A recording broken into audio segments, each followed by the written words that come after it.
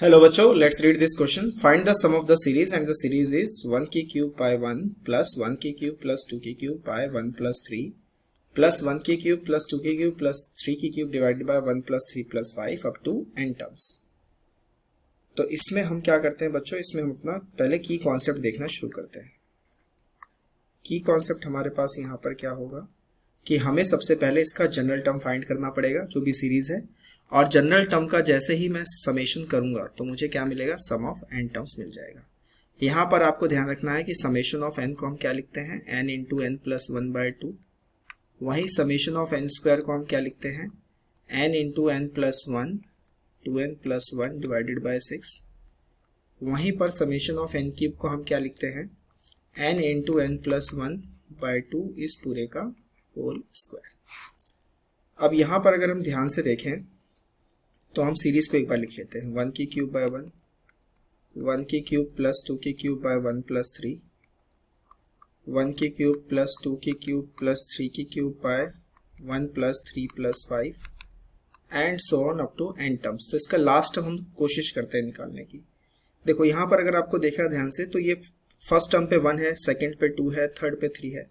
तो इसके last term पे क्या होगा, 1 की क्यूब प्लस 2 की क्यूब प्लस 3 की cube and so on up to n की क्यूब डिवाइडेड बाय. अब ये सारा ऑड टर्म चल रहा है तो 1 plus 3 plus 5 up to n terms.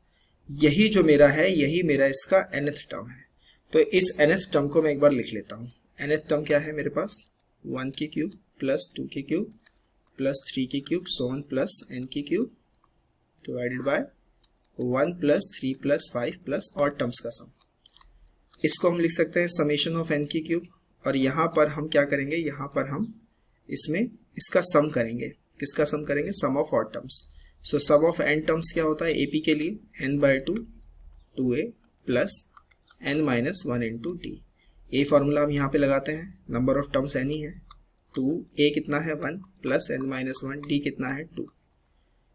So summation of n cube क्या होता है, n इंटू एन प्लस 1/2 इसका होल स्क्वायर. ऊपर तो ये आ गया, नीचे हमारे पास क्या आएगा, n/2 2 प्लस 2n माइनस 2. 2 से 2 कैंसिल आउट, इस 2 से ये 2 कैंसिल आउट. सो हमारे पास an क्या आएगा, n स्क्वायर n प्लस 1 का होल स्क्वायर डिवाइडेड बाय 4, और n into n n square हो जाएगा. अब ये an आ गया मेरे पास, तो ये n स्क्वायर से n स्क्वायर मैं कैंसिल आउट कर सकता हूँ, बिल्कुल कर सकते हैं. तो an को थोड़ा सा और सॉल्व कर लेते हैं. an फाइनली क्या बचा, n प्लस 1 का होल स्क्वायर बाय 4.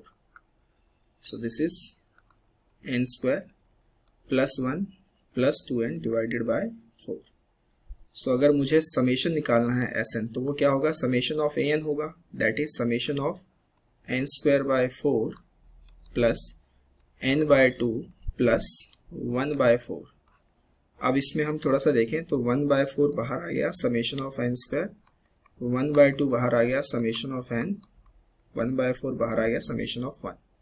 अब यहाँ से हम वैल्यूज पुट करना शुरू करते हैं. समेशन ऑफ n स्क्वायर क्या होता है, n into n plus 1 2n plus 1 divided by 6. Summation of n क्या होता है, n into n plus 1 divided by 2 plus summation of 1 क्या होता है, n बाय 4. अगर हम पहले और दूसरे में से देखें तो n इंटू एन प्लस 1/4 जो है वो मेरा कॉमन है.